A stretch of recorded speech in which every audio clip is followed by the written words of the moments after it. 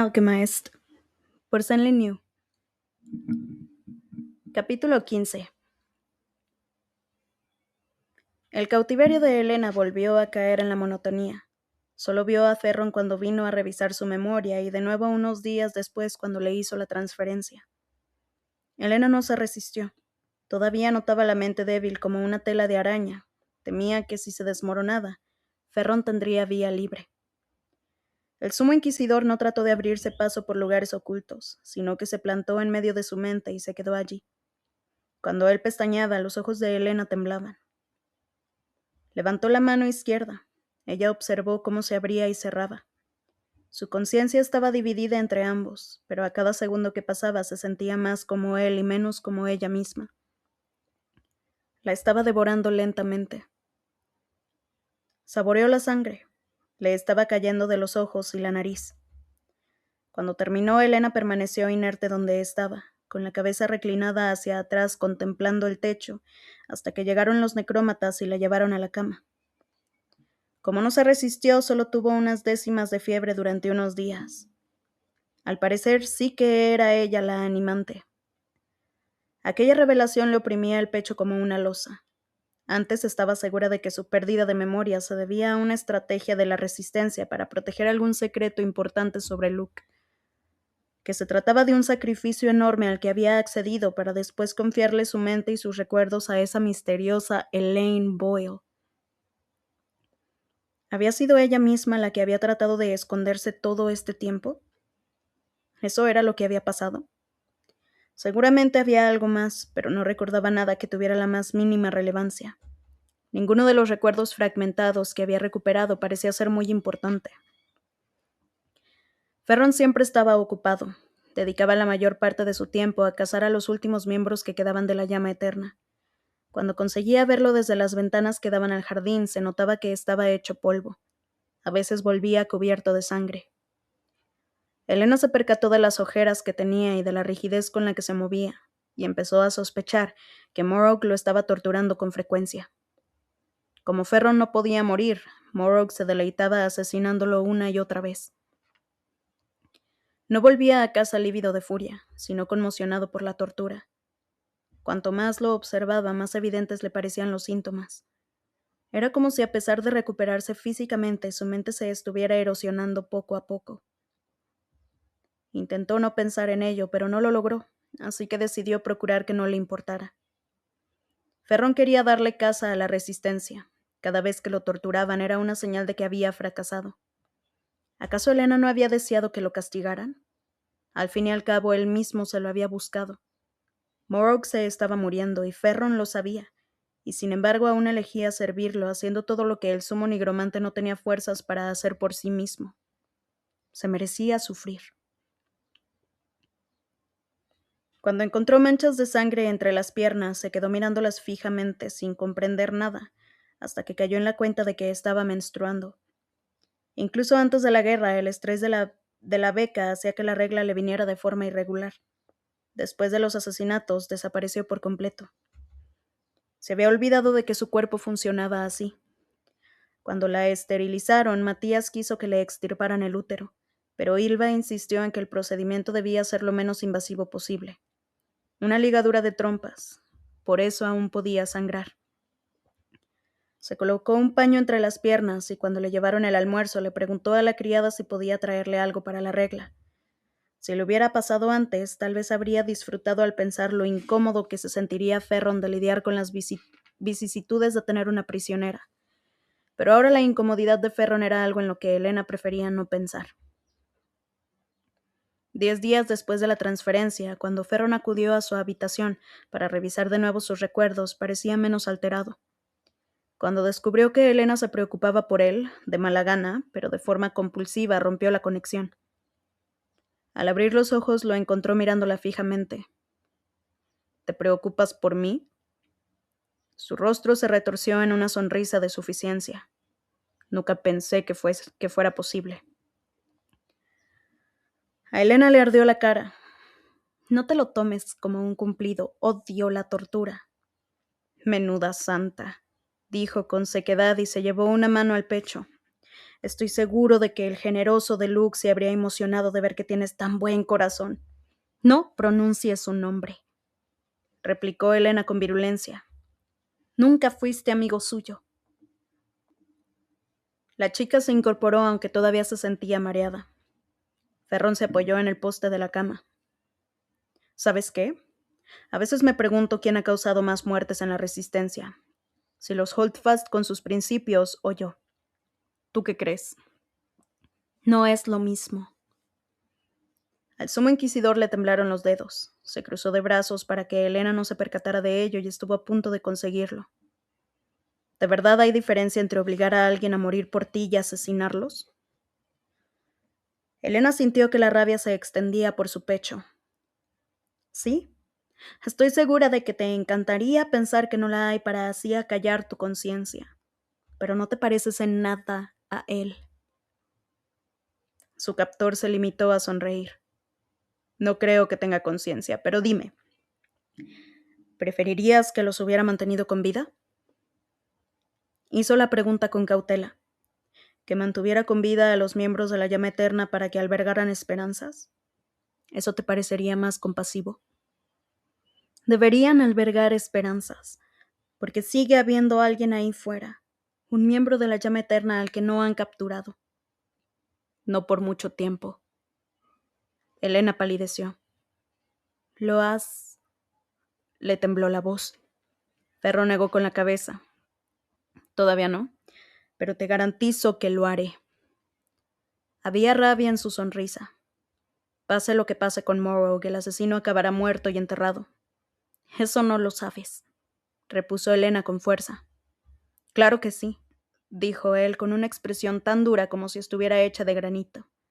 Esa historia solo tiene un final.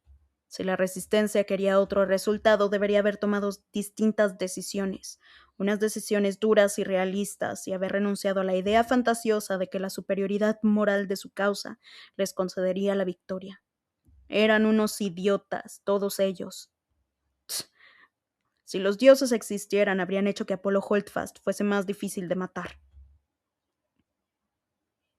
Elena lo miró fijamente y observó cómo se le retorcía el gesto. Le brillaban los ojos de la rabia. ¿A quién odias tanto? Hasta entonces no se había percatado de lo enraizado que estaba en su odio, como un océano que se extendía hasta el infinito y lo único que prometía era la muerte. Al principio la pregunta pareció pillarlo desprevenido, pero después sus emociones se esfumaron como si cerrara una caja con cuidado. A mucha gente, dijo, encogiéndose de hombros con insolencia. Sonrió y su boca se curvó como una guadaña, aunque la mayoría ya está muerto. Lancaster volvió a Punta Férreo cuando el invierno ya había pasado. Elena no le prestó atención. Si fuera miembro de la Resistencia, Ferron ya le habría dado caza. Al oír el ruido de numerosos pasos, supo que los Ferron estaban preparando alguna celebración. El ala principal de la casa bullía de actividad. Habían traído más necrómatas y los cadáveres en descomposición que hacían guardia en la puerta principal fueron desplazados a otro lugar. Había cajas de flores desperdigadas por todo el vestíbulo, listas para adornar la casa. Las habrían enviado desde algún lugar del sur o se habrían cultivado en interiores, porque los parterres de Punta Férreo seguían desiertos. Elena calculó la fecha y comprendió que era el equinoccio de primavera. Aurelia iba a dar una fiesta. Cuando comenzaron a llegar los vehículos, se encendieron grandes estufas en el jardín. Desde una ventana del piso superior, Elena observaba cómo llegaban los invitados. Parecía una fiesta más comedida que la del solsticio de invierno. Los solsticios eran las fiestas más importantes de Palladia, al contrario que los equinoccios, que se festejaban más en las zonas dedicadas a la agricultura. Se decía que en Novi celebraban grandes desfiles en primavera en honor a Telus, la diosa de la tierra. Una vez que todos los invitados entraron, Elena esperó media hora antes de escabullirse hacia el ala principal. Los necrómatas estaban demasiado ocupados atendiendo a los invitados como para prestarle demasiada atención, así que solo la vigilaban con los ojos ocultos en las paredes. Elena oyó las voces antes de acercarse al comedor. Parecía que estaban borrachos. Se deslizó en la habitación contigua. Aunque las voces llegaban amortiguadas a través de las paredes, se acercaba el oído, escuchaba claramente lo que decían. Es un fantasma, te lo digo yo. Holdfast ha vuelto para vengarse, no hay otra explicación. Decía una voz estruendosa que arrastraba las palabras. Va atravesando las putas paredes. Cállate, le espetó alguien. Los fantasmas no existen, idiota. No dirías lo mismo si hubieras visto a Vidkun. Tapió toda la casa y se encerró dentro, solo con los necrómatas que lo acompañaban. Ni una rata podría haberse colado. ¿Cómo es posible que lo mataran? Que tú no sepas transmutar nada que no contenga cobre no significa que el resto del mundo no pueda. Todos saben que los Holdfast reunían alquimistas de todo tipo. Seguramente sería uno de esos raritos. Además, Vidkun era idiota. Se quedó en casa, solo. Si no quieres morir, vete a follarte a alguien en su cama en vez de la tuya. Un rebuzno de carcajadas estalló entre ellos. Hablando de follar, intervino una voz taimada. ¿Cuántos han ido últimamente a la central? ¿Stroud les ha enseñado los avances? Elena oyó las risillas y se quedó petrificada, incapaz de respirar. Siempre es un placer cumplir con mi deber. Palladia necesita más alquimistas, replicó una voz lasciva. ¿Stroud te deja elegir a la que quieras? Bueno, respondió la voz taimada. Seguramente depende de tu repertorio. Te dará una lista de habitaciones para que elijas. Hay una chica preciosa que no tiene muchas cicatrices. La muy puta me mordió, pero se mostró más dispuesta a cooperar cuando le rompí la mandíbula. Le dije a Stroud que la dejara curarse a la antigua. Soltó un suspiro dramático. Voy a volver esta semana para ver si está preñada, y si no, supongo que lo intentaré de nuevo. Casi prefiero que no lo esté, creo que me gustará más si tiene la boca inmovilizada. Elena sintió como si alguien la apuñalara. El dolor le atravesó el pecho y el estómago. ¿Eso es todo?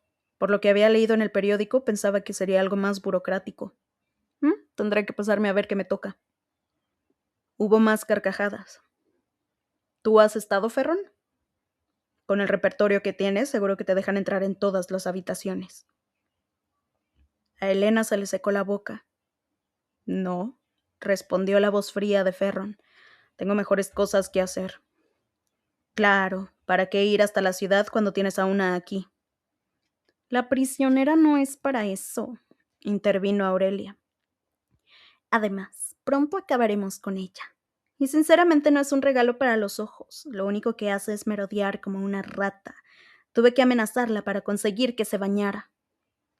Vi la foto en el periódico. Tiene una pintura un poco salvaje, pero yo no le haría ascos, afirmó la voz taimada. Entonces se oyeron unas risas escandalosas. ¿Se han fijado en las flores? Preguntó Aurelia en voz alta. Respondió una voz de mujer mucho más suave que la de los hombres, y Aurelia también bajó el tono. Elena agudizó el oído, pero solo distinguió algunas palabras sobre impuestos de importación. La conversación volvió al asesinato más reciente. Espantoso. No pude ni dormir después de verlo. Lo cortaron en trozos tan finos que se transparentaban a la luz, y se los metieron todos por la garganta. Pero después, ¿no? Preguntó una voz nueva teñida de nerviosismo. Ya estaba muerto cuando no, lo hicieron antes. Tenía la aleación en la sangre que le impedía regenerarse. El que hemos dejado escapar debe de ser un psicópata. ¿Te has dado cuenta de que sigue un patrón, verdad? Se hizo un tenso silencio al que le siguieron unos murmullos de inquietud. La purga de la victoria, dijo Ferron cuando nadie se atrevió a hablar. El asesino está imitando las ejecuciones de aquel día. A Vidkun lo mataron de la misma forma que a Bayard y su mujer. ¿Entonces no es más que venganza? De nuevo la voz nerviosa. Durant, Vidkun y los demás son los inmarcesibles que estuvieron allí esa noche. El resto estamos a salvo. Hubo murmullos de alivio. Mierda, soltó la voz taimada. Eso significa que no vendrían por esa putilla frígida. Esperaba que fuera la siguiente. Bueno, yo no pienso arriesgarme, intervino otra voz. Me he construido un búnker, con paredes, techo y suelos de hierro inerte y plomo sólido. Soy el único con esa combinación. Nada podrá atravesarlo. Pasaron un buen rato describiendo las distintas precauciones que habían tomado, escalones trampa y defensas escondidas en sus propias casas, todo en función de sus repertorios. Elena intentó prestar atención, pero la conversación se dividió en varias charlas superpuestas que se fundieron en un murmullo ininteligible. Al cabo de un tiempo oyó que se movían las sillas y que Aurelia decía algo sobre las flores del invernadero. Después de eso, las voces se dispersaron a otra habitación. Elena se separó de la pared incapaz de hacer nada más que permanecer sentada, paralizada por el horror al imaginar lo que les esperaba a las mujeres que se encontraban en la central. La resistencia había contado con muchas mujeres no solo en combate, sino en todos los aspectos. Eran las que trabajaban en el hospital, las que acudían al frente como médicos militares, y las que arrastraban a los heridos para ponerlos a salvo, las que operaban las radios y enviaban mensajes, las que lavaban y reparaban la ropa y los uniformes, y las que hacían las comidas. Todas las tareas mundanas que nunca terminaban, ni siquiera cuando empezaba una guerra. Eran mujeres las que se encargaban de todos esos trabajos. Seguramente las capturaron en el cuartel general y no las consideraron lo bastante importantes para ejecutarlas. Durante todo ese tiempo Elena había considerado que su encarcelamiento era algo terrible. Ahora se sentía culpable por lo poco que tenía que soportar. La casa estaba en silencio. La conversación se escuchaba como un zumbido lejano proveniente de varias habitaciones más allá. Poco a poco emprendió el regreso hacia el ala oeste, aunque todavía se sentía mareada por aquellas noticias tan terribles. Estaba a punto de doblar la esquina cuando escuchó unos pasos a su espalda. Se giró a tiempo para ver un borrón. Algo la golpeó. Al caer al suelo, el aire se le escapó de los pulmones y se dio un fuerte golpe en la cabeza contra el parquet. El mundo se volvió del revés. Los techos abovedados se convirtieron en fauces cavernosas que se cernían sobre ella. Estando tirada en el suelo, medio mareada, tratando de recobrar el aliento, vio que algo se le echaba encima. Era Lancaster. Te pillé, dijo, jadeando, aplastándola con su propio peso. Rió por lo bajo. ¿Quién hubiera dicho que tendría tanta suerte al salir a mear? Ferron siempre tiene tu ala de la casa llena de necrómatas. No sabía si te encontraría algún día. Hemos tenido que montar una buena fiesta para que estén todos ocupados.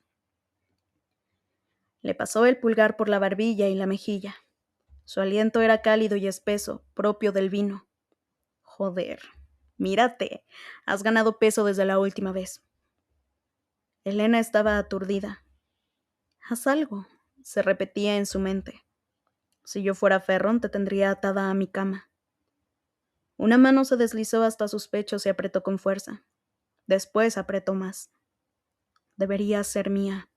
Fui yo quien te atrapó cuando estabas destripando a Atrus. Cuando te vi en las ruinas del laboratorio, rodeada de llamas bajo el cielo abrasador y con todos esos necrómatas a tu alrededor, pensé que eras Lumitia, nacida del fuego. Elena intentó zafarse, pero no podía mover bien los brazos.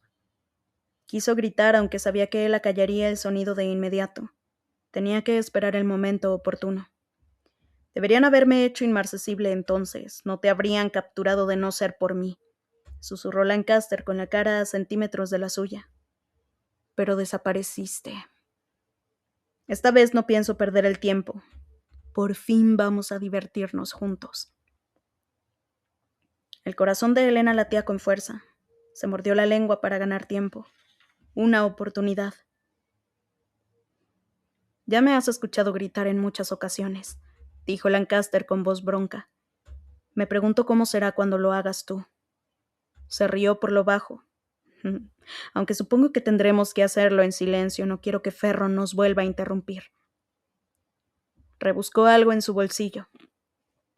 Elena levantó las caderas y le hizo perder el equilibrio. Sin titubear le clavó el codo en la mandíbula. Aunque logró ponerse en pie, le dolían las muñecas. El núcleo de los grilletes se le clavaba entre el músculo y el hueso, como si un fuego ardiente la quemara por dentro. Echó a correr hacia el fondo del pasillo, pero la puerta estaba cerrada. Las manos le ardían y apenas sintió el pomo. Le temblaban los dedos, aunque solo quería agarrarlo. Notó que la cabeza se le iba hacia atrás. Lancaster la había agarrado por el cabello. Vio las estrellas y un brazo le cubrió la boca cuando quiso gritar. Una cobertura gruesa que sofocó su terror. ¡Qué zorra más lista! La arrastró hacia atrás un poco más y le echó la cabeza hacia un lado. Entonces le clavó una aguja en el cuello.